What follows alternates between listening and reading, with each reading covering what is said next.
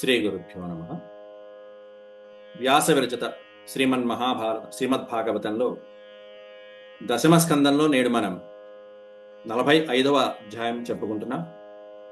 ఈ అధ్యాయంలో పూర్వపాఠంలో మనం కంసుడి యొక్క మరణ అనంతరం దేవకీ వసుదేవులు ఇద్దరిని కూడా కారాగారం నుంచి బంధ విముక్తుల్ని గావించి బలరామకృష్ణులు వారిద్దరు కూడా దగ్గరికి తీసుకోకపోవడంతో పరమాత్ముడు అనుమానించి వీళ్ళ మీద ఇంకా మాయ ప్రయోగించవలసి ఉంది అని చెప్పి భగవంతుడు తన మాయని, జగన్మోహన మాయని ప్రయోగిస్తాడు. ఎందుకంటే ఈ దేవకీ వసుదేవులిద్దరూ కూడా చిన్న వయసులో చూసినటువంటి ఆ బాలమహావిష్ణువు యొక్క ఆకృతిలోనే ఇంతవరకు ఉపాసన చేశారు ఈ 10 సంవత్సరాలు కూడా.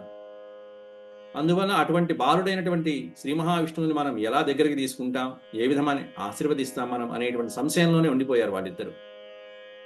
అంత గొప్పగా పరమాత్ముణ్ణి ఇన్ని సంవత్సరాలు అదే రూపంలో ఉపాసన చేసిన గొప్ప తల్లిదండ్రులు దేవకి వసుదేవులుగా మనం ఇక్కడ గుర్తించవచ్చు. అయితే పరమాత్ముడికి ఇప్పుడు ప్రేమ కావాలి, ప్రేమ భక్తి కావాలి. అందువలన వాళ్ళ మీద ఆ జగన్మాయని ప్రయోగించి, ఇంతకాలము మీ యొక్క సేవ నోచుకోలేకపోయాం, సేవాభాగ్యం చేయలేకపోయాం, క్షమించండి అని చెప్పి పరమాత్ముడే స్వయంగా దేవకీ వసుదేవుల్ని వేడుకున్నాడు. హంసుని కారణంగా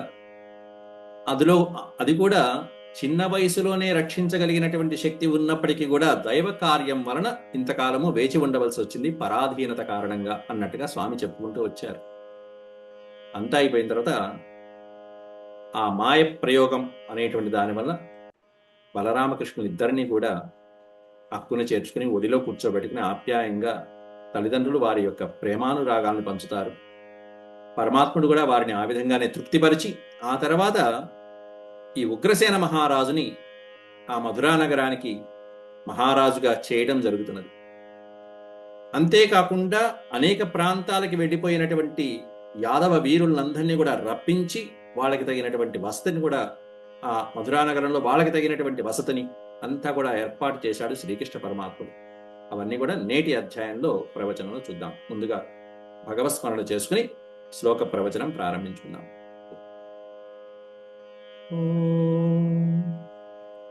శుక్లాంబరధరం విష్ణుం శశివర్ణం చతుర్భుజం ప్రసన్నవదనం ధ్యాయేత్ సర్వవిఘ్నోపశాంతయే వ్యాసం వసిష్ఠనప్తారం శక్తేః పౌత్రమకల్మషం పరాశరాత్మజం వందే సుఖతాతం తపోనిధిం వ్యాసాయ విష్ణురూపాయ వ్యాసరూపాయ విష్ణవే నమో వై బ్రహ్మనిధయే వాసిష్ఠాయ నమో నమః. నారాయణం నమస్కృత్య నరం చైవ నరోత్తమం దేవీం సరస్వతీం వ్యాసం తతో జయముదీరయేత్.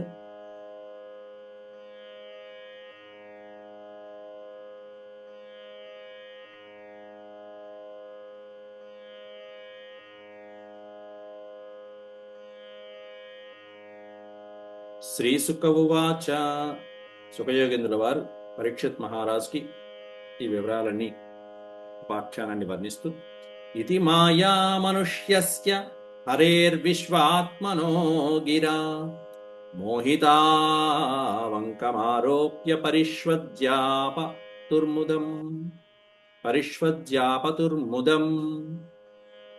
మోహితౌ, ఇక్కడ మోహితౌ అంటే ఆ తల్లిదండ్రులు స్వామి ప్రయోగించినటువంటి ఈ మాయా మనుష్యుని యొక్క అత్యద్భుతమైనటువంటి మృదుమధురమైనటువంటి మాటల రూపంలో ప్రయోగించినటువంటి ఆ మోహ పరవశులైపోయి అంకమారోప్య ఒడిలో కూర్చోబెట్టుకుని బలరామకృష్ణులు ఇద్దరిని కూడా ఆలింగనం చేసుకుని చక్కగా పరమానంద భరితులైపోయారు.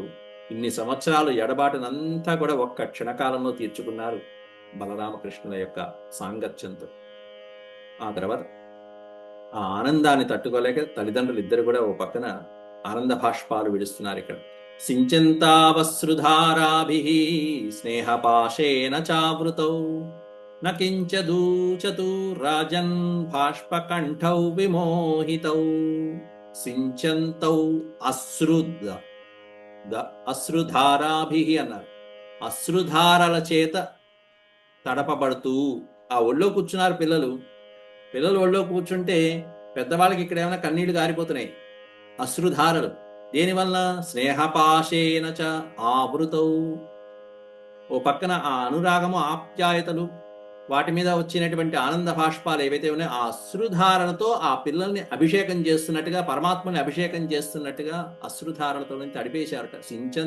సించంతము అంటే తడపట, సంప్రోక్షణ చేయట అని. నకించ దూచతు రాజన్. అట్లా ఒళ్ళో కూర్చోబెట్టుకున్న తర్వాత ఇంకేం మాట్లాడలేకపోయారట దేవకి వసుదేవుడు.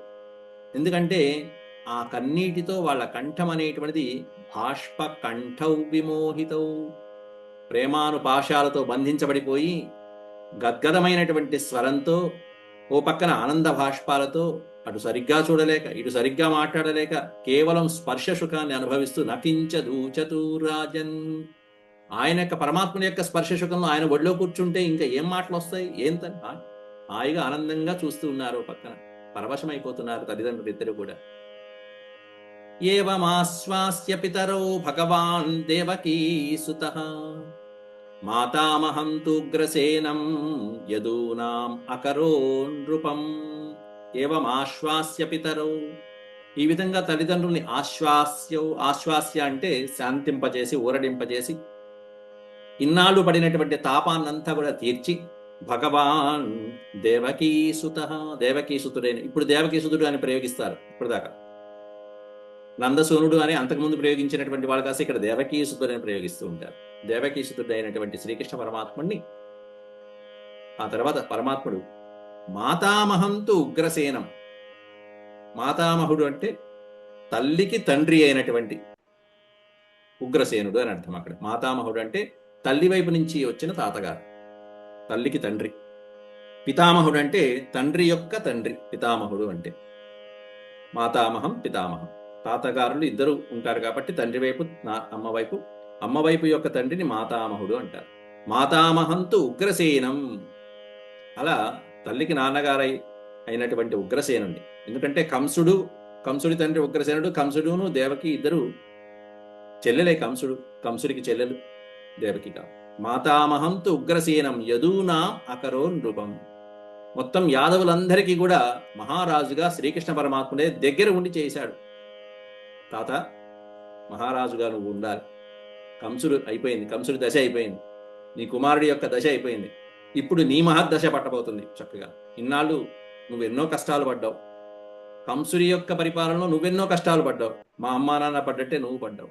ఇక నుంచి యాదవులందరినీ నీవే రక్షించాలి తాతయ్య అంటూ దగ్గర ఉండి మాతామహుణ్ణి ఉగ్రసేన మహారాజుగా కీర్తించాడు.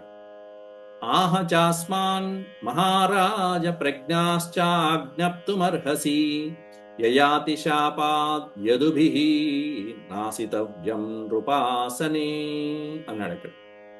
ఈ శ్లోకంలో యయాతి యొక్క శాపం ఒకటి ప్రస్తావిస్తున్నాడు శ్రీకృష్ణ పరమాత్ముడే స్వయంగా. ఆహచ అస్మాన్ మహారాజ ప్రజాశ్చాజ్ఞప్తుమర్హసి అంటూ. ఏమిటే అంటే, మామూలుగా పూర్వం యయాతి, దేవయాని, శర్మిష్ఠ వీరి యొక్క కథలు మనకు పూర్వమే ఉంటాయి. మహాభారతంలో కూడా మొదట్లోనే వస్తాయి ఈ ఆఖ్యానాలన్నీ కూడా. దాంట్లో శుక్రాచార్యుడు కూతురైనటువంటి దేవయానిని యయాతి వివాహం చేసుకోవడం జరుగుతుంది. ఆ కారణంగా అక్కడ ఆ సందర్భంలో యయాతిని ఒక సందర్భంలో శపిస్తాడు శుక్రాచార్యుడు. ఏమిటంటే అది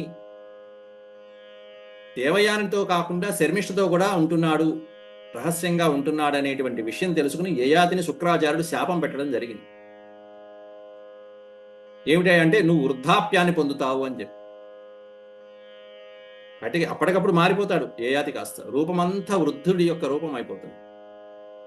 ఇదేమిటయ్యా ఇట్లా చేశావు అని కాళ్ళా వేళ్ళ పడితే చివరికి తన కూతురు భర్తే కదా, ఎంతైనా అల్లుడు కదా అని చెప్పి, సరే నీ కొడుకులలో ఎవరైనా ఈ వృద్ధాప్యాన్ని కనుక తీసుకుంటే కనుక నీకున్నటువంటి కుమారుల్లో అప్పుడు నువ్వు తిరిగి యవ్వనాన్ని పొందుతావయ్యా అని చెప్పి శాప పర్యవసానాన్ని చెప్తాడు శుక్రాచార్యుడు. అప్పుడు తనకు పుట్టినటువంటి కుమారులందరినీ పిలిచి అడుగుతాడు, నా వృద్ధాప్యాన్ని ఎవరు తీసుకుంటారు? నేను ఇంకా యవ్వనంగా జీవించాలని అనుకుంటున్నాను, కాబట్టి మీ యవ్వనాన్ని ఇచ్చి నా వృద్ధాప్యాన్ని మీలో ఎవరు తీసుకుంటారు చెప్పండి, వాళ్ళకి రాజ్యాన్ని ఇస్తాను. పెద్ద కొడుకు అయినటువంటి యదువుని అడుగుతాడు. దాంట్లో యదువు కాస్త తిరస్కరించేశాడు. ఆ యదువే యాదవ వంశానికి ప్రధాన కారణం. యదువు నుంచి వచ్చినటువంటి వంశమే యాదవ వంశం. యదువు తిరస్కరించాడు. నాన్న ఎవరు తీసుకుంటారు నాన్న వృద్ధాప్యం తీసుకో అంటున్నావు. మేము ఇంకా మా యవ్వన దశని ఇంకా పూర్తిగా ఆనందించనే లేదే. నువ్వు అన్నీ అనుభవించినటువంటి వాడివి, అట్లాంటి నువ్వే అడుగుతున్నావే, ఎలా ఇస్తాను నాన్న అని చెప్పి యదువు ఇంకా నీతిని చెప్పేటప్పటికి కోపించినటువంటి తండ్రి యయాతి శాపం పెడతాడు. నువ్వు రాజ్యానికి అర్హుడివి, నీకు రాజ్యం ఉండదు. నువ్వే కాదు, నీ వంశంలో పుట్టినటువంటి తర్వాత వాళ్ళకు కూడా, యాదవులకి కూడా ఎవరికి కూడా రాజ్య పరిపాలనా బాధ్యతలు స్వీకరించే అర్హత ఉండదు అని యయాతి శాపం పెట్టాడు. అది జరిగేది. అందువలన ఇక్కడ కృష్ణుడు దాన్ని వక్కానిస్తున్నాడు. యయాతి శాపాత్ అన్నాడు. యయాతి పెట్టినటువంటి శాపం వలన మేమందరం కూడా మీ యొక్క పరిపాలనలో ఉండాలనుకుంటున్నాం తాతయ్య. నువ్వు మహారాజు అవటానికి అన్ని రకాలైనటువంటి అర్హతలు నీకున్నాయి. ప్రజాశ్చ ఆజ్ఞప్తుమర్హసి, మేమందరం నీ ప్రజలం కాబట్టి నువ్వు ఆజ్ఞాపించడానికి నీకు సర్వ హక్కులు ఉన్నాయి. మేమందరం నీ పరిపాలనలో ఉండేటువంటి వాళ్ళు. యయాతి శాప కారణంగా యాదవ వంశ వీరులెవరూ కూడా సింహాసనం మీద కూర్చోడానికి, రాజ్య పరిపాలన చేయడానికి అర్హులు కారు. అయినప్పటికీ కూడా నేను కోరుకుంటున్నాను కాబట్టి నువ్వు కూర్చో అన్నాడు అక్కడ. నేను కోరుకుంటున్నాను అంటే పరమాత్ముడు స్వయంగా యయాతినే మించినటువంటి వాడు, శాసకుడైనటువంటి పరిపాలన. కాబట్టి నేను కోరుకుంటున్నాను కాబట్టి నువ్వు కూర్చో, దీంట్లో దోషమేమీ లేదు, నువ్వు సింహాసనం మీద కూర్చోవడంలో ఏ దోషము లేదని చెప్పడం అక్కడ. ఎందుకంటే మయి భృత్య ఉపాసీనే భవతో విబుధాదయ బలిం హరంత్యవనత కిముతాన్యే నరాధిపాః. దేవాది దేవతలందరూ కూడా నీకు రకరకాలైనటువంటి కానుకలు సమర్పిస్తూ ఉంటారయ్యా. ఎందుకంటే అక్కడ సింహాసనంలో అధిష్ఠించడంలో ఏ దోషము లేదని చెప్పడానికి ఇక్కడ ఒక ఉదాహరణ కూడా చెప్తున్నాడు. అక్కడ నేను భృత్యున్నై కూడా, నేను నీ సేవకున్నై నీకు సేవలు చేస్తూ ఉంటాను. నేను నీ కింద సేవకుణ్ణి కాబట్టి సేవిస్తూ ఉంటాను. ప్రముఖమైనటువంటి దేవతలు ఎవరైతే ఉంటారో వాళ్ళందరూ కూడా వినమ్రులై, విబుధాదయ, విబుధ ఆదయ, విబుధులు అంటే దేవతలు మొదలైనటువంటి వాళ్ళందరూ కూడా నిన్నే ఉపాసన చేస్తూ ఉంటారు. ఎట్లా అంటే బలిం హరంత్యవనత, అనేకమైనటువంటి కానుకలు తీసుకొచ్చి అవనత శిరస్సు వంచి నీకు నమస్కారం చేస్తూ నిన్నే ఉపాసన చేస్తూ ఉంటారు. దేవతలైనటువంటి వాళ్ళు ఉపాసన చేస్తారు. నేను నీకు ఒక భృత్యుడిలాగా, ఒక సేవకుడిలాగా నిన్ను ఉపాసన చేస్తూ ఉంటాను, సేవిస్తూ ఉంటాను. నేను సేవిస్తాను, దేవతలు సేవిస్తాను. ఇంకా చెప్పేదేముంది? నరాధిప, సామాన్యమైనటువంటి నరుడు, సామాన్యమైనటువంటి పార్థివ అంటే రాజులు, మహారాజులు మొదలైనటువంటి వాళ్ళు సేవించకుండా ఉంటారో చెప్పు. కాబట్టి నిస్సందేహంగా నువ్వు రాజ్య పరిపాలన చేయవచ్చయ్యా. నేను చెప్తున్నాను, యయాతి శాపం పెట్టినా కూడా నేను చెప్తున్నాను కాబట్టి నువ్వు చేయవచ్చు. ఎందుకంటే నీ ముందు కంసుడే చేశాడు, నీ కుమారుడు కంసుడే చేశాడు. నువ్వు అంతకంటే గొప్పవాడివి కాబట్టి నువ్వు కంసుడి దేవుని ఇంకా దుర్మార్గపు పరిపాలన, నువ్వు బ్రహ్మాండంగా పరిపాలన చేస్తావు కాబట్టి నువ్వు చెయ్యి. నేను చెప్తున్నాను చెయ్యి. నీ కుమారుడికి నేను చెప్పబోయినా వాడు చేశాడు, నాశనం అయిపోయాడు. ఇప్పుడు నీకు నేను చెప్తున్నాను, నువ్వు చెయ్యి. కానీ శాపమేనండి. యాదవ వీరులకి, యదువంశీయులకి శాపం అనేటువంటిది, బ్రాహ్మణ శాపం ఇట్లాంటివి, మహారాజులు ఇట్లా పెద్దవాళ్ళు ఎప్పుడైనా శాపం పెట్టారంటే శాప ఫలితం ఉంటుంది. వాళ్ళకి అధికారము, కిరీటం పెట్టుకోవడము, శాసనం చేసేటువంటి అధికారం అంతెందుకు, ద్వారకాని పరిపాలించిన వాడు కృష్ణ పరమాత్ముడే స్వయంగా. ద్వారకని ఆయనే సృష్టించుకున్నాడు, ఆయనే పరిపాలించాడు అక్కడ. కానీ శాప ప్రభావం చివరికి ఏమైంది? ఆ రాజ్యం నిలిచిందా? ద్వారక నిలిచిందా? ఉన్నదా? స్వామి ఉన్నంత వరకే, అంతే. ఆ తర్వాత సముద్రంలో మునిగిపోయింది. అది శాప ప్రభావం అనేటువంటి. శాప ప్రభావం ఎప్పుడో అప్పుడు ఏదో రకంగా చూపిస్తుంది. ఆ ప్రభావం అలా చూపించింది. అది స్వామివారి లేలే, ఆయనకి తెలుసు కాబట్టి ఆయన అలా చేసుకున్నారు. గాంధారి శాపం పెట్టింది యాదవులకి, పరమాత్ముడిగే పెట్టింది స్వయంగా.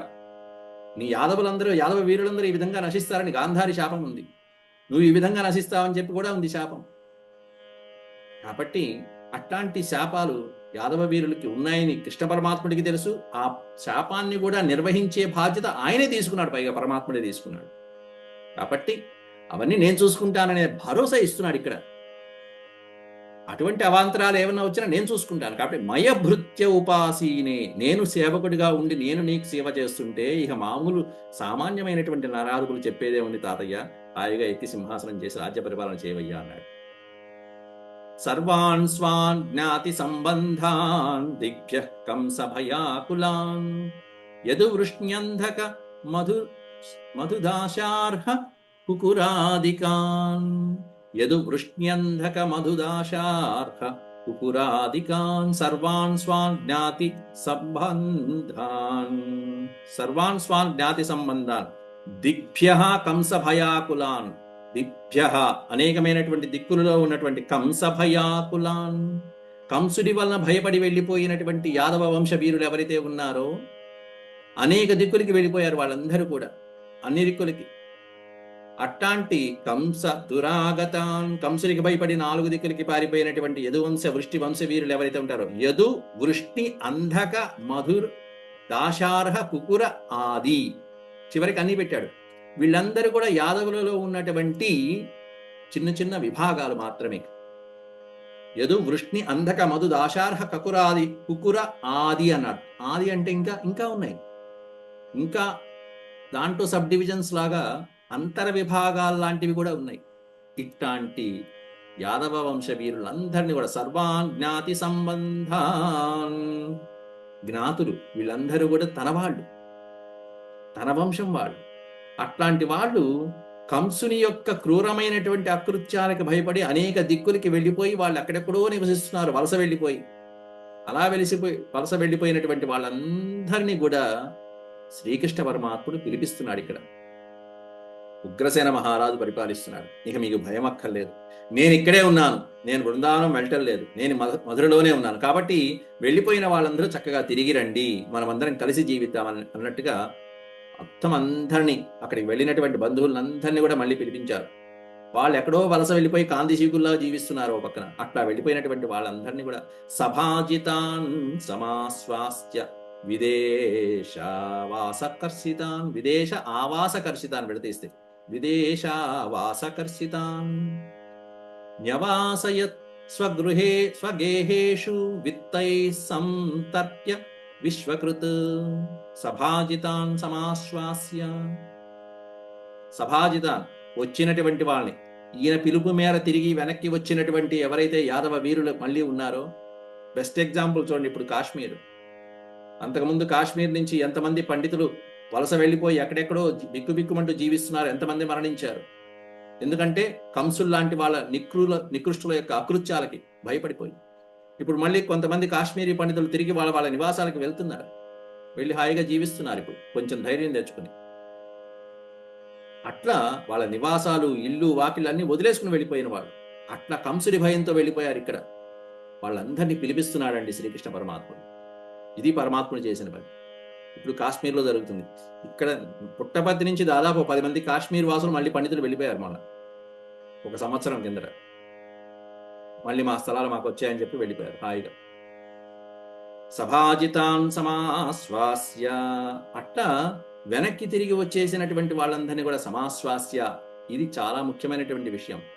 వాళ్ళకి ధైర్యం చెప్పి శాంతింపజేసి ఊరడిల్ల చేసి విదేశావాసకర్షితాన్, ఎంతో దూర ప్రాంతాలలో విదేశాలలో నివసిస్తూ అష్టకష్టాలు పడిపోతూ అక్కడ మళ్ళీ ఆస్తులన్నీ మళ్ళీ కూడగట్టుకుని కాస్త అలా తలదాచుకుని బతుకుతున్నటువంటి వాళ్ళందరినీ సగౌరవంగా ఆహ్వానించాడు. గౌరవంగా సమాశ్వాస్య విదేశావాసకర్షితాన్ న్యవాసయత్ స్వగేహేషు అన్నారు. వాళ్ళకి వాళ్ళ స్థలాలు, వాళ్ళ ఇళ్ళు, వాకిళ్ళు అన్నీ కూడా అప్పచెప్పి జాగ్రత్తగా చక్కగా వాళ్ళ గృహాల్లో నివసించేట్టుగా చేయటమే కాకుండా అంతటితో వదిలిపెట్టేయకూడదు. ఆ తర్వాత ముఖ్యం, ఎందుకంటే వాళ్ళ విదేశాల్లో ఎన్నో సంవత్సరాల నుంచి మళ్ళీ అక్కడ ఉండి మళ్ళీ తన స్వస్థలానికి తిరిగి వచ్చిన తర్వాత మళ్ళీ కొత్త జీవనం ప్రారంభించాలి. కాబట్టి వాళ్ళ కాళ్ళ మీద వాళ్ళు నిలబడి వాళ్ళ కాస్త స్థైర్యము, ధైర్యము, ఆలంబన వచ్చేంత వరకు ఏం చేయాలి రాజు? విత్తై సంతర్ప్య విశ్వకృత్. విత్తము అంటే ధనము. వాళ్ళకి చక్కగా జీవించడానికి కావలసినటువంటి ధన సహాయం అది చేశాడు.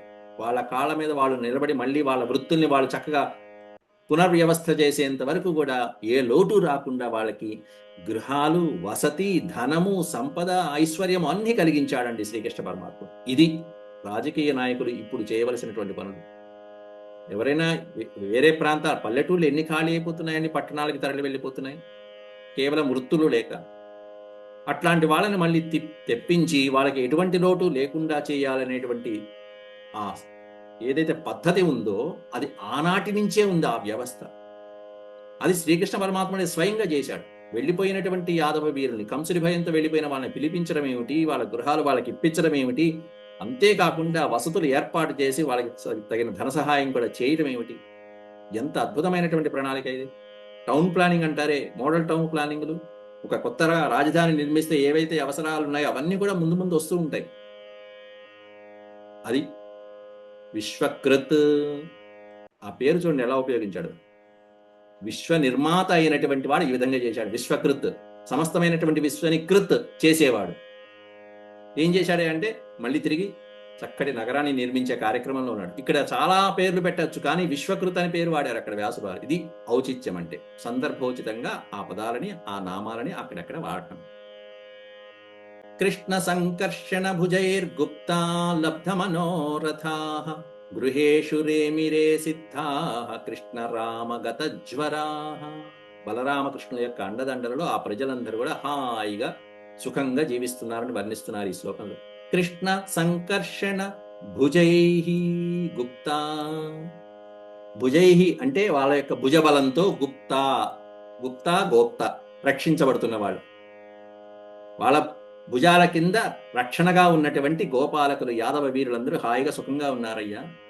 ఎట్లా ఉన్నారంటే లబ్ధ మనోరథాః గత జ్వరాః. లబ్ధ మనోరథాః, లబ్ధ మనోరథం, వాళ్ళ యొక్క కోరికలన్నీ కూడా పొందినటువంటి వాళ్ళై ఆనందంగా సంతోషంగా. గత జ్వరాః, గత జ్వరాః కష్టాలన్నీ కోల్పోయినటువంటి, కష్టాలు ఏం లేవు ఇంకా వాళ్ళకి. జ్వరాలు లేవు, కష్టాలు లేవు, ఏమీ లేవు, బాధలు లేవు, ఏ కష్టాలు లేకుండా.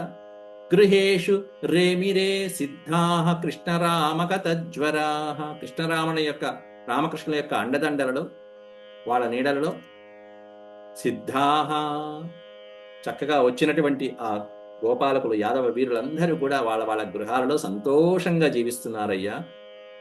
ఆ విధంగా మధురా నగరం అనేది కంసుడి యొక్క నికృష్ట పరిపాలన నుంచి ఉగ్రసేన మహారాజు యొక్క అద్భుతమైనటువంటి పరిపాలనలో శ్రీకృష్ణ బలరాముల యొక్క అండదండల్లో దేదీప్యమానమై విరాజిల్లుతున్నదని వర్ణించారు అక్కడ. వీక్షంతో హరహ ప్రీతా ముకుంద వదనాంబుజం నిత్యం ప్రముదితం శ్రీమత్ సదయ స్మిత వీక్షణం.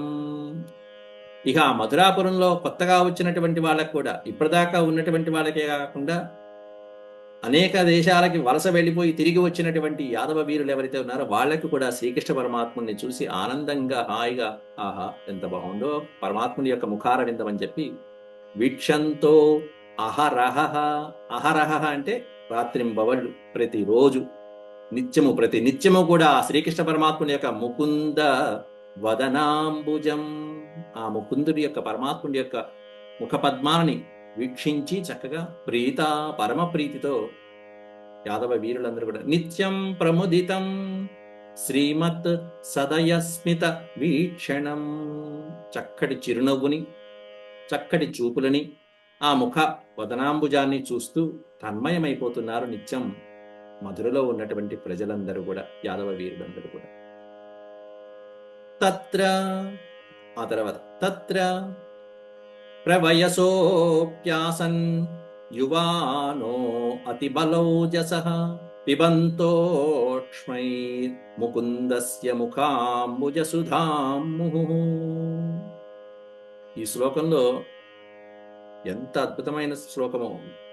అందర ఆ భాగవతంలో శ్రీకృష్ణ పరమాత్మని చూసి మీలాంటి వృద్ధులందరూ యువకులైపోతున్నారని వర్ణించేస్తున్నాడు.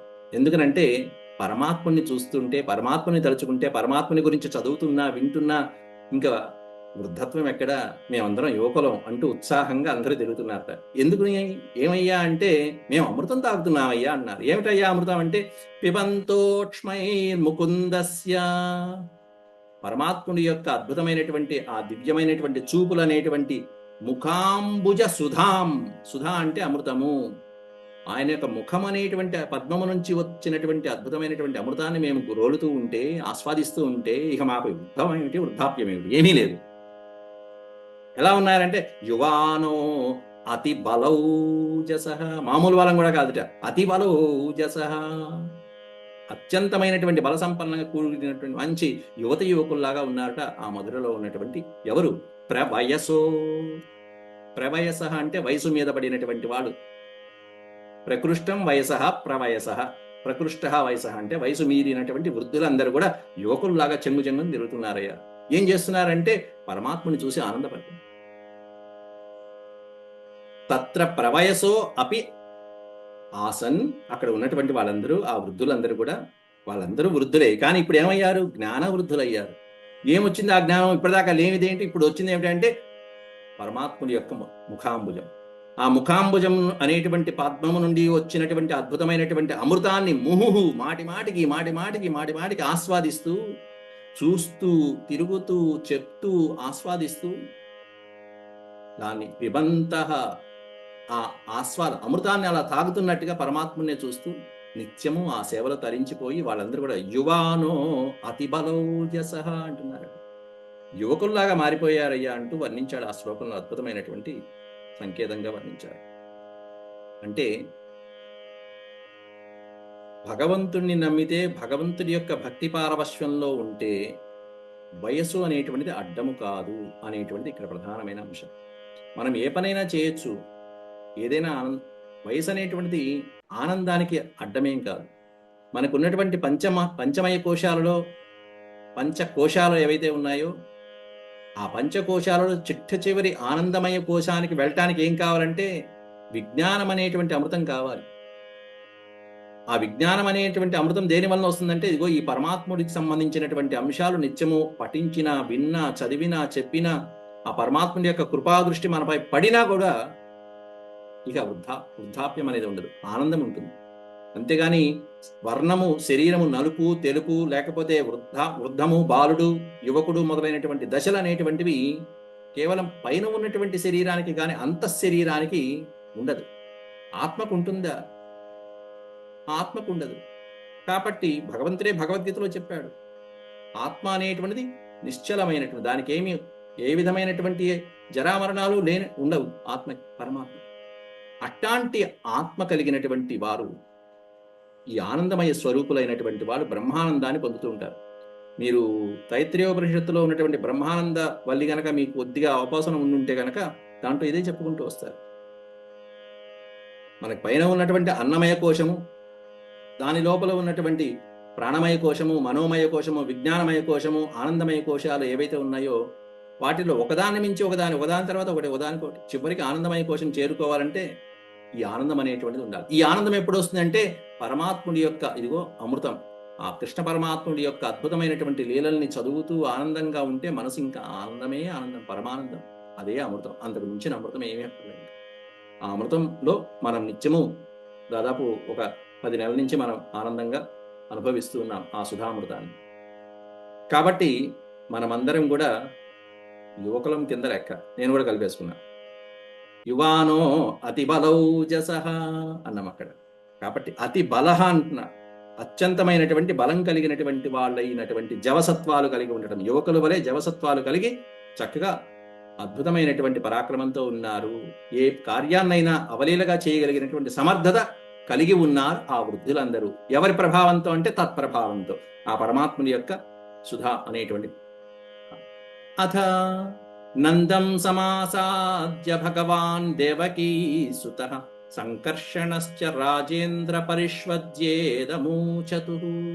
అథ, ఆ తర్వాత కొంతకాలం హాయిగా అలా సంతోషంగా గడిపిన తర్వాత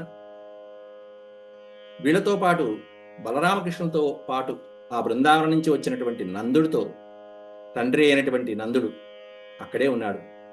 ఇవన్నీ చూస్తున్నాడు. దేవకీ వసుదేవుల యొక్క ప్రేమానురాగాలతో కృష్ణ పరమాత్ముడు పరమానంద చెందుతున్నటువంటి దృశ్యాలని చూసినాడు. సమయం చూసి నందమహారాజుని బలరామకృష్ణుడు సమీపించి అంటున్నారు, సమాసాద్య నందం సమాసాద్య. నందుడిని దగ్గరికి తీసుకుని వెళ్ళి, నందుడి దగ్గరికి వెళ్ళి దేవకీసుతుడైనటువంటి కృష్ణుడు సంకర్షణుడు సంకర్షణ అంటే బలరాముడు వీళ్ళిద్దరు కూడా పరిష్వద్య ఆలింగనం చేసుకుని నాన్న అంటూ ఆలింగనం చేసుకుని ఇదమూచతు ఈ విధంగా పలుకుతున్నారట. ఏమని పలుకుతున్నారంటే అద్భుతమైనటువంటి శ్లోకం. మీ యొక్క రుణం ఎప్పటికీ తీర్చుకోలేను నాన్న అంటూ 2 శ్లోకాలు పెంచిన తల్లిదండ్రుల యొక్క ప్రాముఖ్యతని వర్ణిస్తున్నాడు ఇక్కడ కృష్ణ పరమాత్మ. మీ రుణం నేను ఎప్పటికీ తీర్చుకోలేను నాన్న. ఎందుకంటే ఇప్పుడు సాగనంపుతున్నాడు. సాగనంపడానికి ముందుగా ఇక నాన్న నువ్వు వెళ్ళిరా చాలే, మమ్మల్ని పెంచిన చాలే అనకూడదుగా. అక్కడ మేము ఇక్కడ ఉంటాం కొన్నాళ్ళు, పోని నువ్వు వెళ్తావా నాన్న, ఇంకా పోనీ అమ్మాయి ఎదురు చూస్తున్నాం అక్కడ అని చెప్పి అంటాం బాగుండదు. ఇన్నాళ్ళు ఎట్లా పెంచారో, ఎంత పెంచారో అద్భుతంగా. పితర్యువాభ్యాం స్నిగ్ధాభ్యాం పోషితౌ లాలితౌ భృశం పిత్రోరభ్యధిక. ఈ పదం చూడండి, పిత్రోరపి అధిక. కన్న తల్లిదండ్రుల కంటే అధికంగా మమ్మల్ని పెంచారు నాన్న మీరు. ఈ మాట చాలదు ఆ హృదయం ద్రవించిపోవటానికి, తపించిపోవటానికి. పిత్రోరభ్యధిక ప్రీతిరాత్మజేష్వాత్మనోపివా. ఆత్మజేష్వాత్మనోపివా. ఇంకా చెప్పాలంటే నీ ప్రాణానికంటే ఎక్కువగా మమ్మల్ని పెంచావు. ఆత్మనోపి, నీకంటే ఎక్కువగా మమ్మల్ని జాగ్రత్తగా చూసుకున్నావు. నీ ప్రాణానికంటే, నీ దేహం కంటే ఎక్కువగా మిన్నగా మమ్మల్ని చూసుకున్నావు.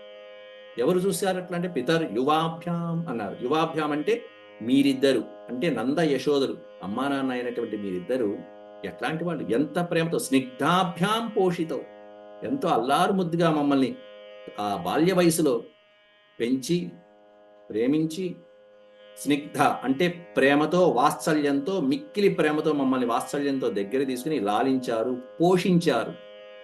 మిక్కిలి, భృశం అంటే మిక్కిలి, మిక్కిలి పోషించి లాలించి, ప్రీతో పిత్రోప్యధిక, కన్న తల్లిదండ్రుల కంటే ఎక్కువగా మమ్మల్ని ఆదరించారు. దీంట్లో సందేహమే లేదు. నా పితా సా చ జననీ యౌ పుష్ణీతాం స్వపుత్రవత్ శిశూన్ బంధుభిరుత్సృష్టాన్ అకల్పైః పోష రక్షణే. సపితా సా చ జననీ, తల్లిదండ్రులు అంటే వీళ్ళే. సా పిత, ఆయనే తండ్రి. సా జనని, ఆమె తల్లి. డెఫినేషన్ ఇస్తున్నాడు శ్రీకృష్ణ పరమాత్ముడు. తల్లిదండ్రి అంటే ఎవరు? సా పితా సా జనని యౌ పుష్ణీతాం స్వపుత్రవత్, ఎవరైతే బిడ్డల్ని తన కన్న బిడ్డల వలె చూసుకుంటారో వాళ్ళు తల్లిదండ్రులు. స్వపుత్రవత్, ఎట్లాంటి వాళ్ళని పిల్లలుగా చూసుకుంటారంటే శిశూన్ బంధుభిః, బంధువుల చేత విడిచిపెట్టబడినటువంటి శిశువులు ఎవరైతే ఉంటారో, బంధుభిః ఉత్సృష్టాన్. ఉత్సృష్టాన్ అంటే విడిచిపెట్టబడినటువంటి. కన్న తల్లిదండ్రులు విడిచిపెట్టేశారు. ఎన్ని సన్నివేశాలు చూస్తుంటామో ఇట్లాంటివి మన చుట్టుపక్కల కుటుంబాలలో, బంధువులలో. అట్లాంటి విడిచిపెట్టబడినటువంటి బంధువుల చేత, తల్లిదండ్రుల చేత విడిచిపెట్టబడినటువంటి శిశువులు ఎవరైతే ఉంటారో వాళ్ళని దగ్గరికి చేసి పోషరక్షణి, వాళ్ళకి కావలసినటువంటి అనేక రక్షణలు, పోషణ, ప్రేమానురాగాలు, ఈ విధంగా అన్నీ పంచి ఇచ్చి తన కుమారుల్లాగా పెంచేటువంటి తల్లిదండ్రులు ఎవరైతే ఉంటారో వాళ్ళు నాన్న నిజమైన తల్లిదండ్రులు అంటే అని. కాబట్టి ఇప్పుడు ఇంపార్టెన్స్ ఎవరికి ఇస్తున్నాడు ఇక్కడ? దేవకీ వసుదేవులకి ఇవ్వట్ల కృష్ణ పరమాత్ముడు. దేవకీ వసుదేవులకి కాకుండా ఎవరికి ఇస్తున్నాడు ఇక్కడ? నంద యశోదమ్మలకి ఇస్తున్నాడు ఇక్కడ. మీరెప్పటికీ మా తల్లిదండ్రులే నాన్న అంటూ, రక్షించడానికి, పోషించడానికి వీలు కానటువంటి పరిస్థితుల్లో కొన్ని సందర్భాల్లో తల్లిదండ్రులు వదిలేస్తుంటారు, బంధువులు వదిలేస్తుంటారు. అట్లాంటి వాళ్ళని చేరదీసి ప్రేమాదరాలతో నువ్వు పెంచి పెద్ద చేశారు. అట్లాంటి వాళ్ళు కదా కన్న తల్లిదండ్రులు అంటే, నిజమైన తల్లిదండ్రులు అంటే అంటూ సంతోషంగా చెప్పి, నాన్న ఇక మీరు వెళ్ళిరండి. యాత యూయం వ్రజం తాత వయం చ స్నేహ దుఃఖితాన్ జ్ఞాతీన్ వో ద్రష్టుమేష్యామో విధాయ సుహృదాం సుఖం అంటూ, యాత ఇక మీరు వెళ్ళిరండి నాన్న అని చెప్పి మెల్లగా బృందావనానికి వెళ్ళిరండి అని చెప్పి పంపి, తర్వాత శ్లోకం నుంచి మనం రేపటి ఉపన్యాసంలో మనం చెప్పుకుందాం. అంతవరకు సరే. ఓం శాంతి శాంతి శాంతి. యదక్షరపద భ్రష్టం మాత్రాహీనం చ యద్భవేత్ తత్సర్వం క్షమ్యతాం దేవనారాయణ నమోస్తే. సర్వం శ్రీకృష్ణార్పణమస్తు. హరి ఓం.